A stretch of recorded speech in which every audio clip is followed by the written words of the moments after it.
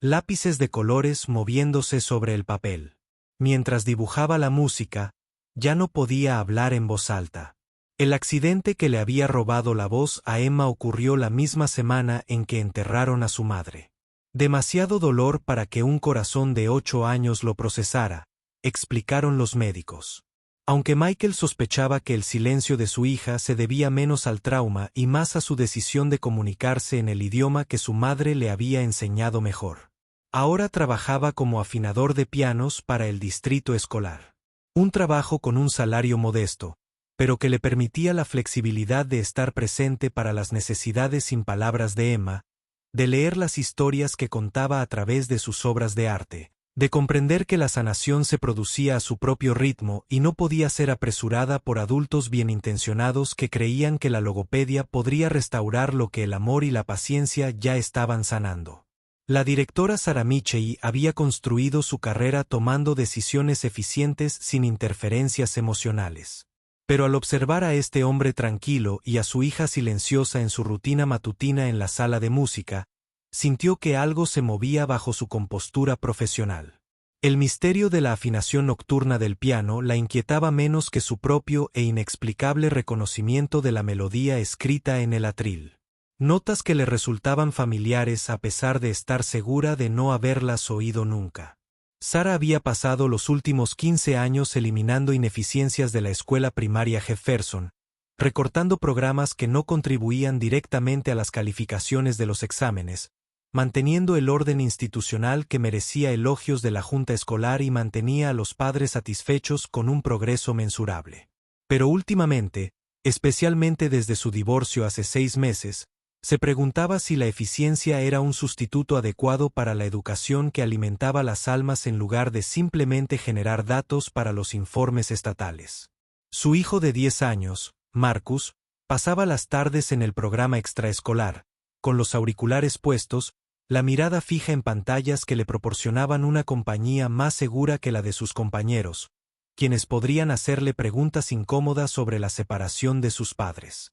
Sarah reconocía su propia soledad infantil en la postura defensiva de Marcus. La forma en que él construía muros a su alrededor usando la tecnología y sus logros, las mismas estrategias de protección que ella había dominado durante su difícil adolescencia. Había sobresalido académicamente para ganarse el amor y la atención, y había elegido la administración educativa porque los entornos controladores le parecían más seguros que arriesgarse a la vulnerabilidad que conlleva una conexión genuina.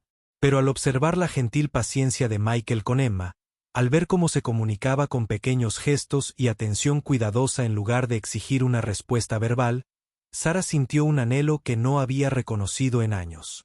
El deseo de criar con presencia en lugar de solo brindar estructura, de conectar con Marcus antes de que sus muros defensivos se volvieran tan impenetrables como los suyos. La semana siguiente, Sarah se encontró detenida en el aula de música más tiempo del necesario, aparentemente revisando informes presupuestarios, pero en realidad observando las interacciones silenciosas entre Michael y Emma. Lo observó ajustar el banco del piano para acomodar la altura de Emma, lo observó demostrar la posición de los dedos sin presión ni corrección, observó a Emma responder a su paciencia con la confianza que solo podía desarrollarse entre personas que habían aprendido a comunicarse más allá de las palabras. Marcus comenzó a reunirse con ellos después de la escuela, inicialmente reticente, pero gradualmente atraído por la amable presencia de Emma y la novedad de una actividad que no requería participación verbal. Sarah notó cómo los hombros de su hijo se relajaban al sentarse junto a Emma al piano, como su postura defensiva se suavizaba en presencia de alguien que entendía que el silencio podía ser una opción en lugar de una limitación.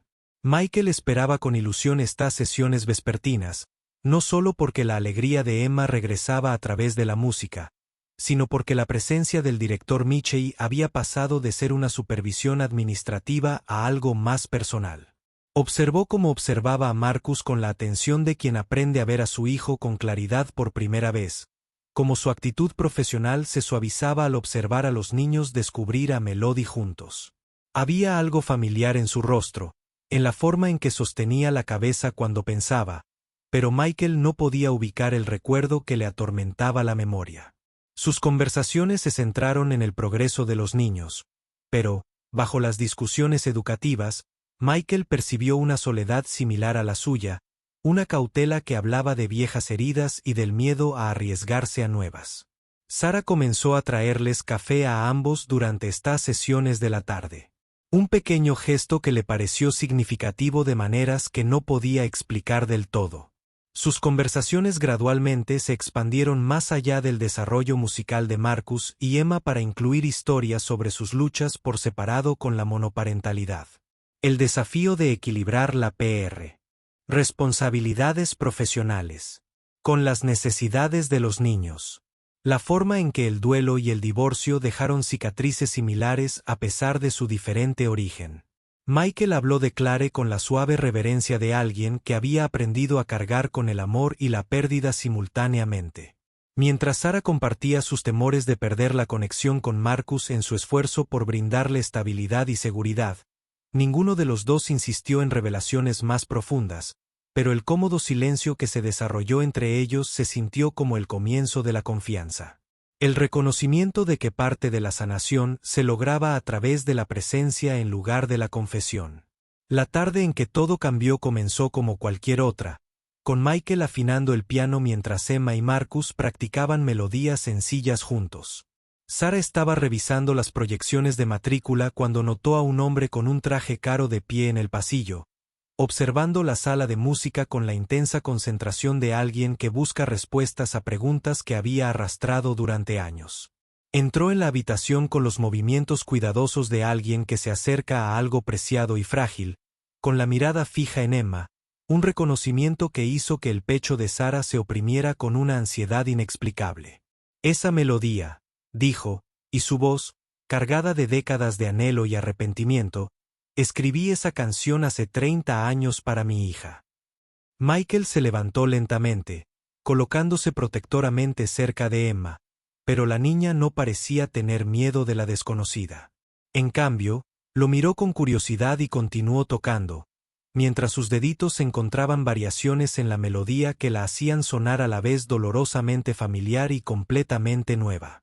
Soy Theodore Michei, continuó el hombre, su mirada oscilando entre Emma y Sara con creciente asombro. He estado buscando esa canción desde que mi hija dejó de hablarme hace 23 años.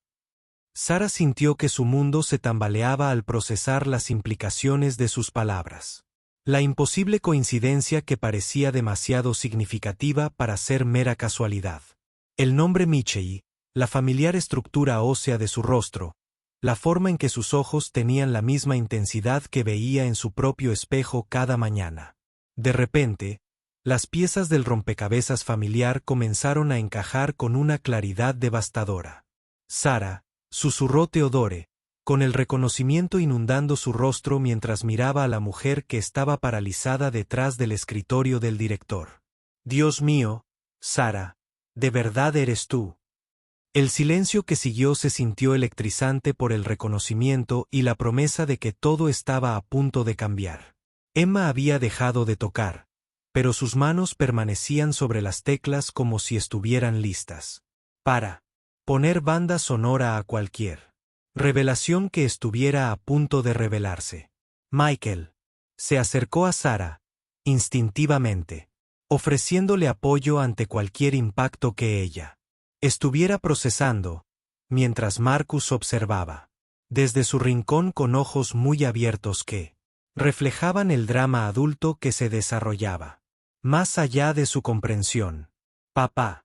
La voz de Sara surgió más débil de lo que pretendía, cargando 23 años de ira, dolor y anhelo que creía haber enterrado con éxito bajo logros profesionales y expectativas cuidadosamente gestionadas. El rostro de Theodore se arrugó, de alivio y arrepentimiento. Y de repente, Sara tenía 8 años otra vez, sentada al piano de su infancia mientras su padre componía melodías que hacían que su pequeña casa se sintiera mágica antes de que los ultimátums de su madre la obligaran a elegir entre el matrimonio de sus padres y sus sueños musicales. Escribiste esa canción para mí, dijo Sara. Las palabras surgieron de un lugar más profundo que la memoria, de la parte de su corazón que nunca había dejado de ser la hija de su padre. A pesar de décadas de silencio y orgullo obstinado, Theodore asintió, con lágrimas corriendo por sus mejillas mientras miraba a Sarah y a Emma, percibiendo conexiones que habían sido invisibles hasta ese momento. La escribí el día que naciste, confirmó, con la voz quebrada por 23 años de emoción reprimida. Y la he tocado todas las noches desde que dejaste de atender mis llamadas, con la esperanza de que la oyeras y volvieras a casa. Emma se levantó del piano y se acercó a Theodore con la intrépida compasión que la había convertido en un puente entre tantos corazones. Tomó su mano curtida con la suya y lo condujo de vuelta al piano, presionando sus dedos contra las teclas y asintiendo alentadoramente, como si comprendiera que esta era una conversación que necesitaba música para concluir. Michael observó este reencuentro con las complejas emociones de alguien que comprendía tanto la alegría de una conexión inesperada como el dolor de las relaciones rotas por malentendidos y orgullo. El misterio del sobreanónimo comenzaba a resolverse de maneras que parecían imposibles e inevitables. Theodore debió haber estado observando a Sarah.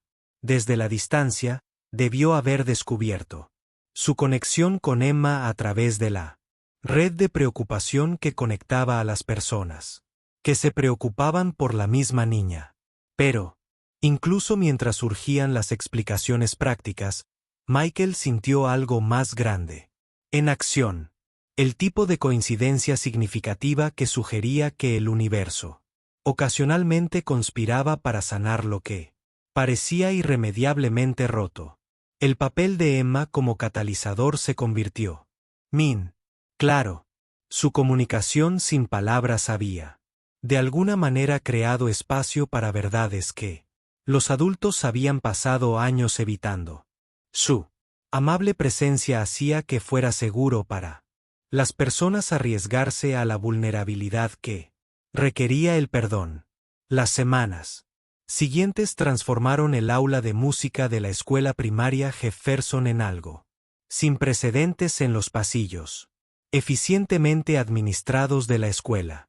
Theodore comenzó a visitarla a diario, trayendo consigo historias de la infancia musical de Sarah, que ella creía perdidas para siempre, junto con composiciones que él había seguido, escribiendo para la hija que no le hablaba, pero que nunca se apartaba de su corazón.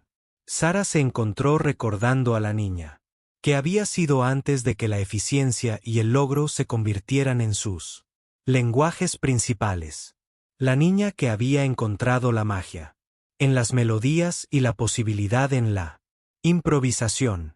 Marcus, abrumado por el drama adulto, pero fascinado por la repentina aparición de su abuelo, descubrió que la habilidad musical genética era aparentemente más fuerte que años de descuido.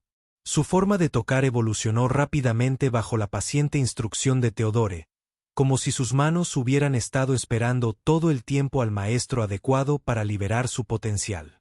Pero la creciente cercanía entre Sarah y su padre también reveló la profunda brecha que se había abierto entre Sarah y Michael.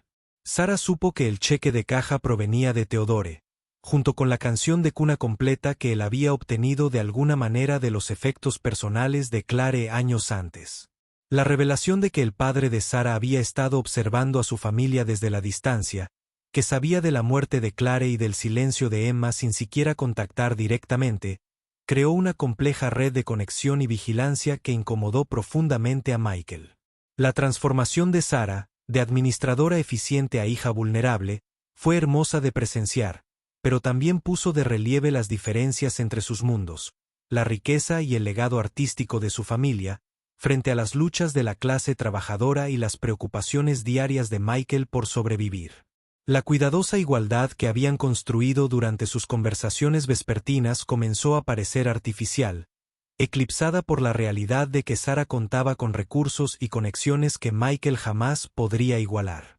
El punto de quiebre llegó durante una reunión de la junta escolar, donde la presencia de Theodore y su generosa oferta de financiar un programa integral de música obligaron a Sarah a elegir entre su identidad profesional y la recién recuperada relación con su padre.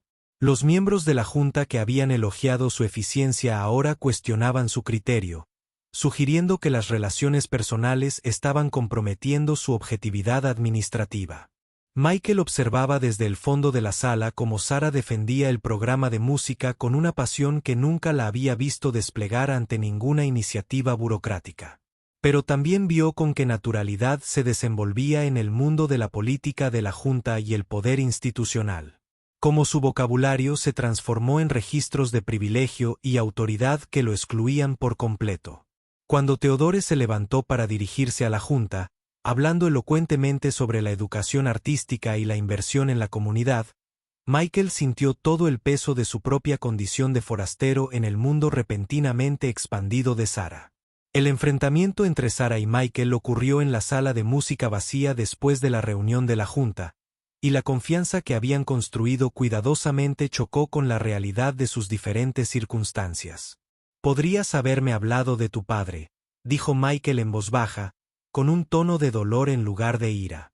«Me dejaste pensar que eras solo una madre soltera que luchaba como yo cuando siempre tuviste riqueza familiar y conexiones que ni siquiera puedo imaginar».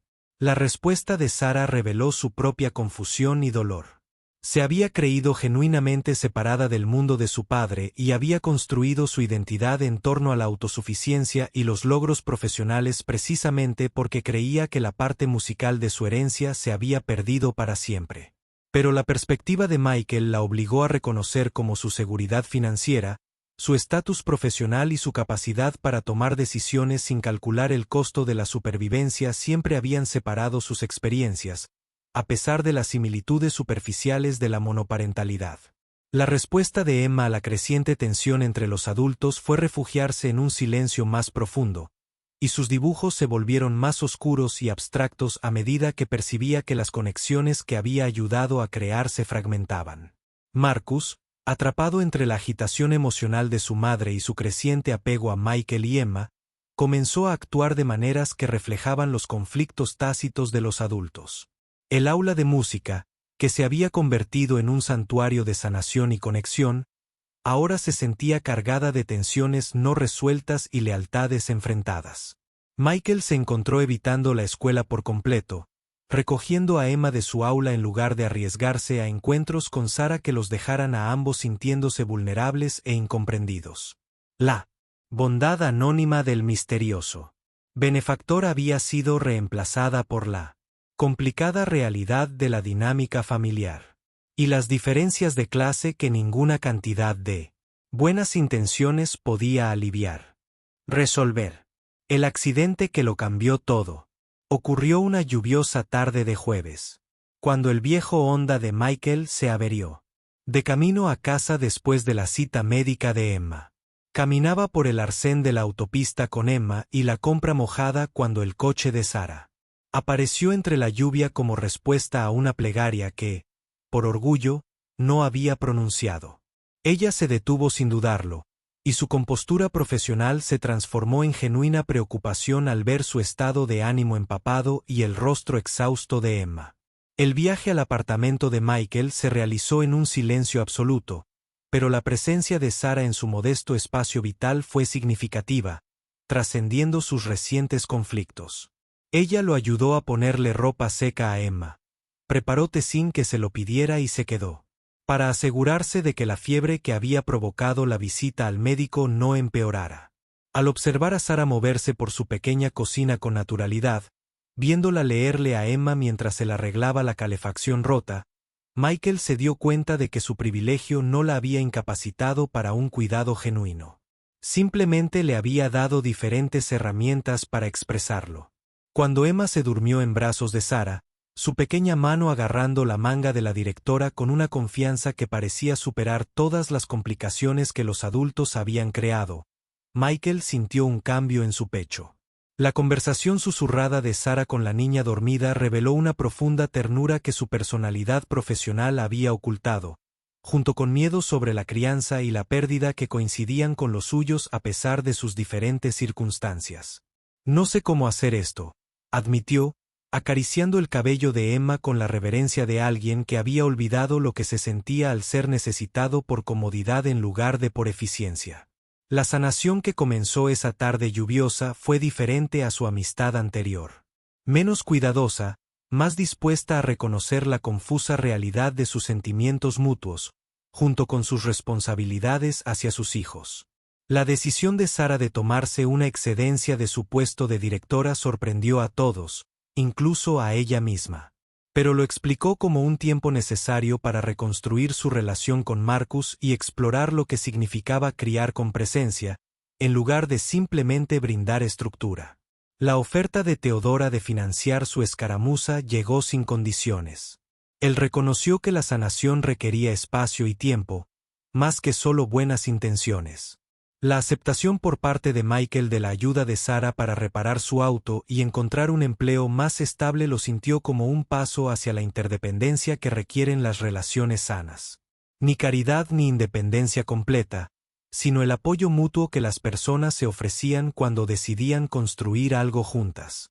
6 meses después, el aula de música de la escuela primaria Jefferson se había convertido en el corazón de un programa comunitario que atendía a niños de todo el distrito. Financiada por la Fundación Teodore, pero gestionada por Sara y Michael, trabajando en colaboración, su relación se había convertido en algo que ninguno de los dos esperaba. No en el dramático romance de los cuentos de hadas, sino en la compañía constante de dos personas que habían aprendido a confiarse mutuamente la felicidad de sus hijos y su propio corazón precavido. La voz de Emma había regresado gradualmente. Primero en canciones susurradas durante la práctica de piano, luego en conversaciones tranquilas con Marcus. Finalmente, en la melodía segura de un niño que había redescubierto la alegría de ser escuchado. Marcus se había transformado de un solitario a la defensiva en un profesor paciente para estudiantes más pequeños. Su habilidad musical se convirtió en un puente hacia una confianza que se extendía mucho más allá del piano. El éxito del programa no se medía en informes de eficiencia ni en resultados de exámenes, sino en la calidad de la conexión entre niños que, de otro modo, nunca se habrían conocido, en la forma en que la música creaba puntos en común a pesar de las diferencias de idioma, circunstancias y estructura familiar. Las habilidades administrativas de Sara resultaron invaluables de maneras inesperadas. No para mantener el orden institucional, sino para crear sistemas que apoyaran las relaciones en lugar de reemplazarlas. Su investigación y su trabajo en traducción y descripción, en lugar de reemplazarlas. El estilo de enseñanza paciente de Michael atrajo a estudiantes cuyas necesidades iban mucho más allá de la instrucción musical. Niños que requerían una atención que viera el potencial en lugar de solo los problemas. Juntos habían creado algo que honraba tanto sus fortalezas individuales como su compromiso compartido de sanar a través de la conexión en lugar de arreglar mediante el control. La noche que se convertiría en su nuevo comienzo comenzó como cualquier otra noche de programa comunitario, con niños y padres reunidos en la sala de música para su sesión semanal de intercambio. Emma, que ahora tenía 10 años y hablaba con soltura, se sentó al piano junto a Marcus mientras guiaban al grupo a través de canciones sencillas a las que todos podían unirse, sin importar su experiencia musical. La presencia de Teodore se había convertido en algo habitual en estas reuniones.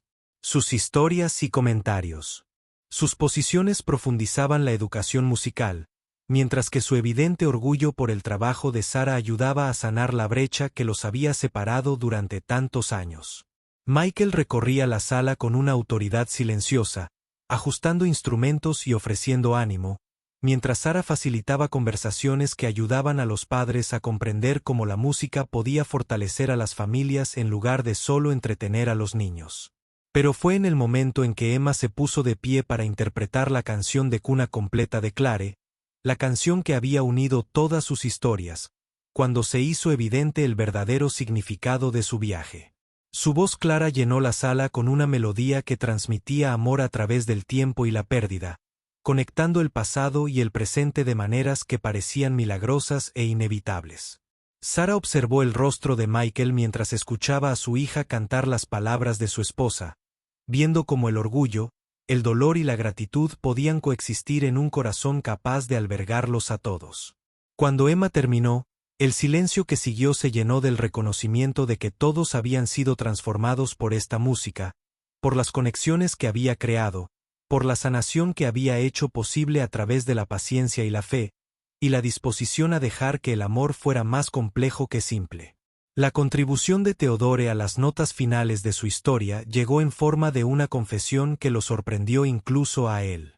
Que había estado dejando obsequios anónimos y composiciones completas no solo para Emma y Sara, sino para niños de toda la comunidad, cuyos dones musicales, de otro modo, podrían pasar desapercibidos debido a limitaciones financieras o circunstancias familiares que imposibilitaban las lecciones. Su riqueza había encontrado su propósito en crear oportunidades de conexión en lugar de simplemente acumular ventajas. Su legado artístico perdura a través de las jóvenes manos a las que ayudó a guiar hacia las teclas del piano y las voces a las que animó a encontrar sus propias melodías. El misterio del sobre de medianoche se había convertido en un programa sistemático de apoyo que respetaba la privacidad de las familias, a la vez que garantizaba que la falta de recursos nunca silenciara el potencial musical de un niño. Al caer la noche y recoger sus pertenencias, Michael y Sara se encontraron solos en la sala de música con Emma y Marcus. Los cuatro, naturalmente, gravitaron hacia el piano que había orquestado su convergencia. No hablaron de su relación, no hicieron declaraciones ni promesas sobre el futuro, sino que se sentaron juntos en el cómodo silencio de quienes habían aprendido que las conexiones más profundas a menudo existían más allá de las palabras.